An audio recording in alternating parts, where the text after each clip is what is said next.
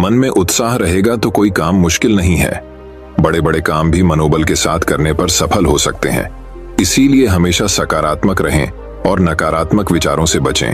आत्मविश्वास के ऊपर एक रहस्यमयी कहानी हम आज के इस वीडियो में सुनेंगे। तो चलिए उस कहानी की शुरुआत करते हैं। पहली कहानी आत्मबल अर्थात हमारी आत्मा यानी हमारा विश्वास, जिसके बल पर हम प्रत्येक कार्य को करने की क्षमता रखते हैं और उसे करना प्रारंभ करते हैं। जिसके पास आत्मबल की कमी होती है वह किसी विशेष कार्य को शुरू करने से पहले घबरा जाता है, क्योंकि उसका साहस एकत्र नहीं हो पाता और उसे कार्य को शुरू करने में बहुत सारी परेशानियां नजर आती हैं। वहीं आत्मबल होने पर व्यक्ति को किसी भी चीज की परेशानी नजर नहीं आती, वह अपने कार्यों को करने में सफल रहता है। जब भी आत्मबल से परिपूर्ण व्यक्ति को कोई परेशानी या समस्या का सामना करना पड़ता है तो उसके दिमाग में उस समस्या के निवारण के लिए कुछ न कुछ अच्छे विचार आ ही जाते हैं। इसलिए आत्मबल के बल पर व्यक्ति प्रत्येक समस्या का सामना आसानी से कर लेता है। जब भी हम किसी कठिन समस्या में फंसे रहते हैं तो आत्मबल के सहारे हम उस समस्या का निवारण भी कर पाते हैं। इसलिए एक सफल व्यक्तित्व के लिए आत्मबल होना अत्यंत आवश्यक है। जब हमारे पास आत्मबल होता है तो हमें कार्यों को करने के लिए खुद पर विश्वास होता है। हम अन्य लोगों की सहायता की जरूरत महसूस नहीं करते। जब हम अपने कार्य को बड़ी बेफिक्री से करते हैं तो हमारे सभी कार्य संपन्न हो जाते हैं, जिसका मतलब हमारे पास आत्मबल नाम की चीज है। आइए आत्मबल से जुड़ी एक किसान की सच्ची घटना का ध्यान करते हैं। किसान का आत्मबल। एक किसान शहर से बहुत दूर एक घाटी में रहता था। इसके पास करीब 1 एकड़ जमीन थी, जिससे उसका साल भर का गुजारा आसानी से हो जाता था। उस किसान का वक्त भी अपने खेतों की देखरेख में बहुत अच्छे तरीके से कट जाता, क्योंकि उसके परिवार वाले भी खेतों में किसान का सहयोग करते। किसान को अपने खेतों में अनाज उगाने के लिए ज्यादा परेशानियों का सामना नहीं करना पड़ता। किसान और किसान का परिवार हमेशा ही खुश रहता था। इसका कारण उसके खेत में होने वाली अच्छी खासी फसल थी। किसान जरूरत के हिसाब से साल भर के लिए कुछ अनाज में रख देता और ज्यादा अनाज वह अपने घोड़ दौ में लादकर दूर शहर पहुंचाकर बेच देता। उससे आने वाले पैसों से वो अपनी जरूरत का अन्य सामान खरीद लेता। उसका साधारण सा जीवन अच्छा ही गुजर रहा था कि एक साल कुछ ऐसा हुआ जिससे किसान का सारा जीवन गड़बड़ा गया। उस साल जब किसान ने अपने खेतों में गेहूं बोना प्रारंभ किया तो आसमान में बहुत ही अच्छे बादल गरज रहे थे। किसान द्वारा जब पूरे खेतों में बीज बोए गए तो तुरंत कुछ देर पश्चात हल्की फुल्की बारिश भी होना प्रारंभ हो गई। इस कारण उसका आत्मबल भी बढ़ गया, क्योंकि किसान के अनुभव से इस बार उसके खेतों में बहुत ही अच्छी फसल उगेगी।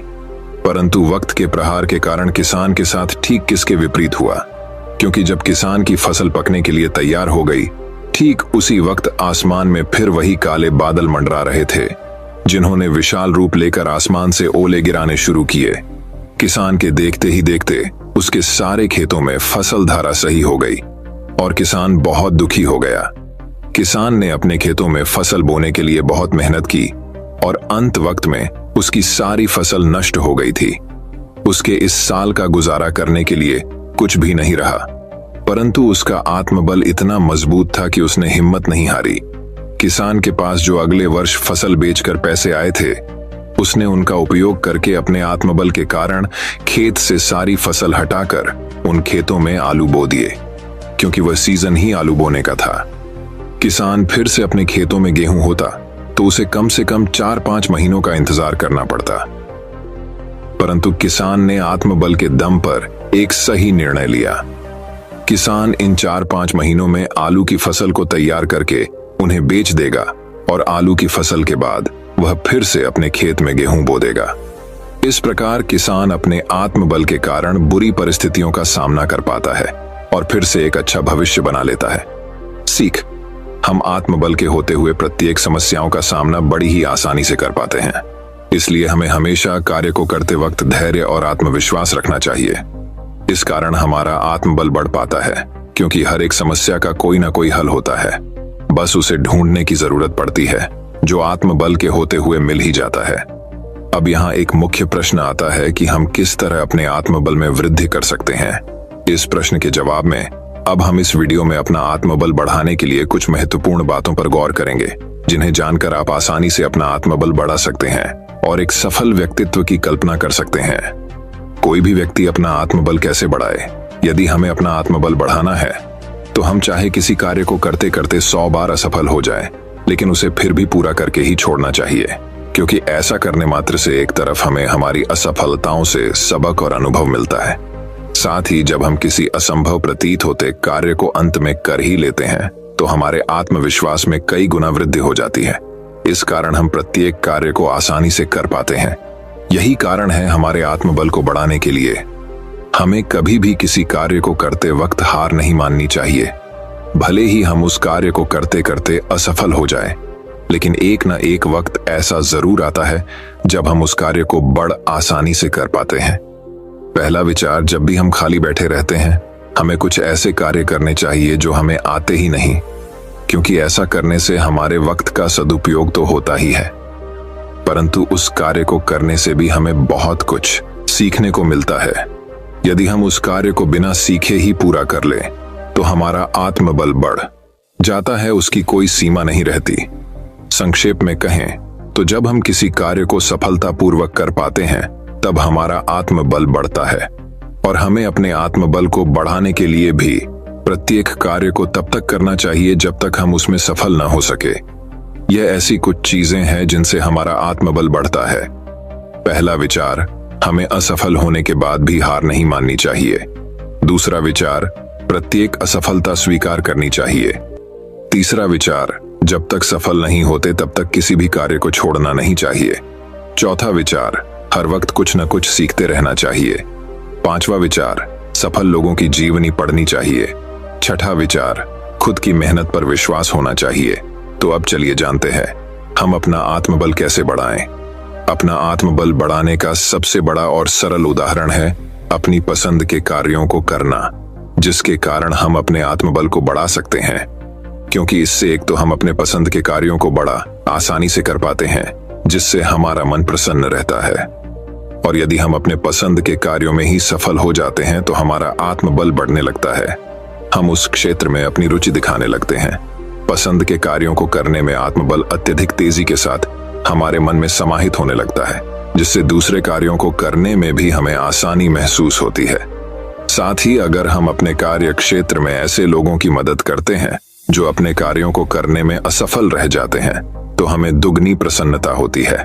हमारी प्रसन्नता ही मुख्य कारण है जिसके कारण हमारा आत्मबल बढ़ सके। दूसरा, हमें हमेशा अपनी असफलताओं को भी स्वीकार करना चाहिए, क्योंकि जब हम एक बार असफल होते हैं तो दूसरी बार हमें उस कार्य को सुधारने का मौका मिल पाता है। इसके कारण वह कार्य पहले से बेहतर हो जाता है और हमारा मन अत्यधिक खुश होने लगता है।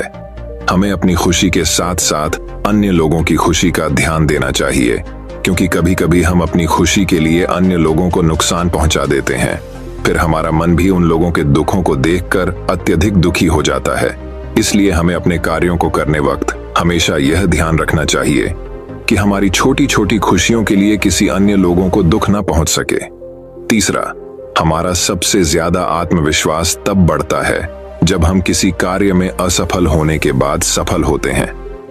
लगातार सफलता से हमें अनुभव मिल सकते हैं कि हमें किस प्रकार सफल होना है, परंतु जब हम असफल होने के बाद सफल होते हैं तो हमारा आत्मविश्वास बढ़ जाता है और हम नए कार्य को करने की जिज्ञासा जताते हैं।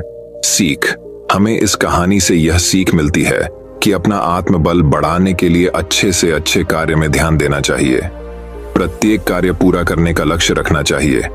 जब हम किसी कार्य को पूरा करते हैं तो तुरंत उसके पश्चात हमें खुद पर विश्वास होने लगता है, जिसके कारण हमारा आत्मबल भी बढ़ता है और हमें हमारी आत्मा द्वारा आत्मसम्मान भी मिलता है, जिससे हम आने वाले समय में और भी अच्छे कार्यों के लिए प्रेरित होते हैं। तो दर्शकों, चलिए अब हमारे दूसरे कहानी की शुरुआत करते हैं। दूसरी कहानी, आत्मविश्वास पर कहानी। जादुई तलवार। आश्रम में आज फिर से तलवारबाजी सिखाई जा रही थी और रोज ही की तरह धीरेंद्र अपने अंदर के डर के कारण तलवार नहीं चला पा रहा था। गुरुजी ने उसे बहुत बार समझाया कि जब तक वह अपने अंदर के डर को बाहर नहीं निकाल देता तब तक वह तलवारबाजी नहीं कर सकता। लेकिन क्या स्वभाव बदलना इतना ही आसान होता है? ऐसा नहीं था कि वह तलवारबाजी जानता नहीं था। गुरुजी ने उसे खुद देखा था। जब वो अकेले में अभ्यास कर रहा था, बहुत ही बढ़िया ढंग से तलवार चला रहा था, लेकिन जैसे ही किसी से मुकाबला करवाया जाता वह तलवार न चला पाता।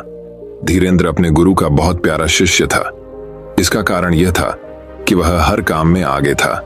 बस अगर उसमें कोई कमी थी तो वो ये कि वह अब तक मुकाबले में तलवार चलानी नहीं सीख पाया था। जब भी वह तलवार चलानी सीखने जाता तब सामने वाले के हाथों में तलवार देखकर उसके पसीने छूट जाते, उसके हाथ कांपने लगते।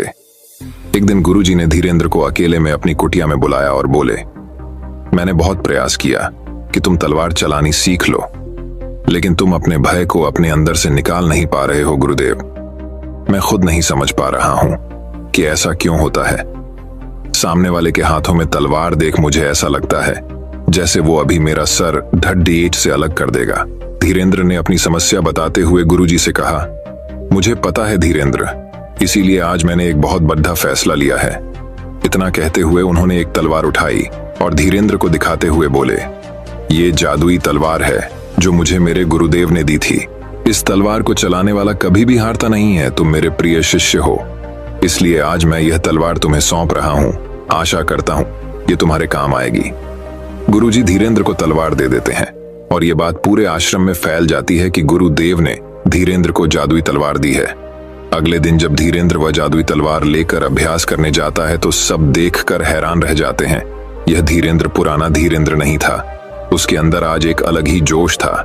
ऐसा लग रहा था मानो कोई नौसिखिया नहीं बल्कि कोई हुनरबाज तलवार चला रहा हो। कारण सब जानते थे, आज धीरेंद्र के पास जादुई तलवार जो थी। धीरेंद्र एक पल के लिए घबराया जरूर था, लेकिन उसे गुरु की बात याद आ गई कि इस तलवार को चलने वाला कभी हारता नहीं।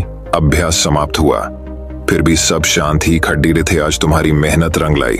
सबसे आगे खड्डे गुरुजी ने धीरेंद्र की प्रशंसा करते हुए कहा, लेकिन गुरुदेव कमाल तो जादुई तलवार का था जो आपने धीरेंद्र को दी है। गुरुजी को रोकते हुए वहां खड्डे शिष्यों में से एक ने कहा, जादुई तलवार? कौन सी जादुई तलवार? ये कोई जादुई तलवार नहीं है।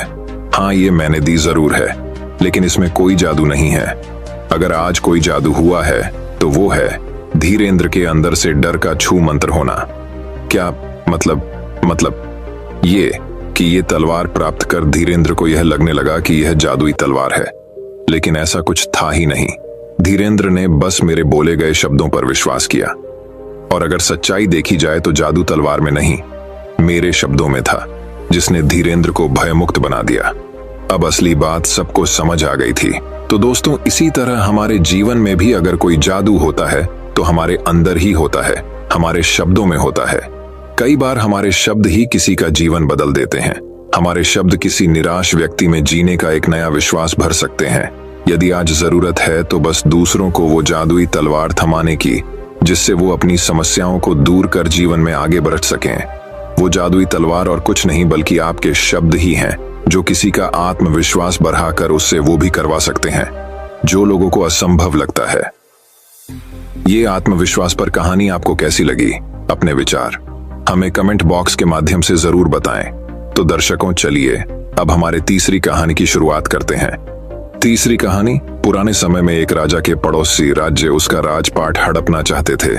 इसके लिए शत्रु राज्यों ने राजा के दूसरे शत्रुओं को अपने साथ मिला लिया और आक्रमण करने के लिए सेनाएं बुला ली। सभी शत्रु एक साथ आ गए थे, इस कारण इनकी सेना बहुत बड़ी हो गई थी। जब ये बात राजा को मालूम हुई तो वह घबरा गया। राजा तुरंत ही अपने सेनापति के पास पहुंचा। सेनापति भी डरा हुआ था। सेनापति ने जब शत्रुओं की सेना के बारे में सुना तो उसने राजा से कहा कि अब हमारी हार तय है। शत्रुओं की संख्या काफी अधिक है, हमारी सेना इनका सामना नहीं कर पाएगी। हमें पहले ही हार मान लेनी चाहिए। ऐसा करने से सभी के प्राण बच जाएंगे। ये बातें सुनकर राजा की चिंता और बढ़ गई। वह तुरंत ही अपने गुरु के पास पहुंचा। गुरु बहुत विद्वान संत थे। राजा ने गुरु को पूरी बात बताई। संत बोले कि राजन, सबसे पहले तो उस सेनापति को कारागार में डाल देना चाहिए। सेनापति का काम होता है सेना का उत्साह बढ़ाए, लेकिन ये तो सेना का मनोबल ही कमजोर कर रहा है। राजा ने पूछा कि अगर हम सेनापति को जेल में डाल देंगे तो सेनापति किसे बनाएंगे? गुरु ने कहा कि तुम्हारी सेना का प्रतिनिधित्व मैं करूंगा, यानी अब से मैं सेनापति। ये सुनकर राजा को समझ नहीं आया कि क्या करे और क्या न करे, लेकिन गुरु की बात मानने के अलावा कोई और उपाय नहीं था। राजा ने संत की बात मानकर सेनापति को पद से हटा दिया। संत सेना के सामने पहुंचे और सेना को लेकर युद्ध लड़ने के लिए चल दिए। रास्ते में एक मंदिर आया तो संत ने कहा कि कुछ देर रुको, मैं भगवान से पूछ कर आता हूँ, हमें इस युद्ध में जीत मिलेगी या नहीं। ये बात सुनकर सेना हैरान थी कि पत्थर की मूर्ति भला कैसे जवाब देगी, लेकिन संत के बारे में सभी जानते थे कि ये वर्षों से पूजा पाठ कर रहे हैं, तो संभव है कि भगवान से इनकी बातचीत होती होगी। कुछ देर बाद संत वापस आए और उन्होंने सेना से कहा कि भगवान ने कहा है, अगर आज रात मंदिर में रोशनी दिखाई दे तो समझ लेना कि जीत तुम्हारी सेना की होगी। उस समय शाम होने वाली थी। पूरी सेना रात होने की प्रतीक्षा करने लगी। जब अंधेरा होने लगा तो सभी सैनिकों ने देखा कि मंदिर में रोशनी हो रही है। ये देखते ही पूरी सेना का मनोबल बढ़ गया और सभी कहने लगे कि भगवान भी हमारे साथ है, जीत हमारी ही होगी।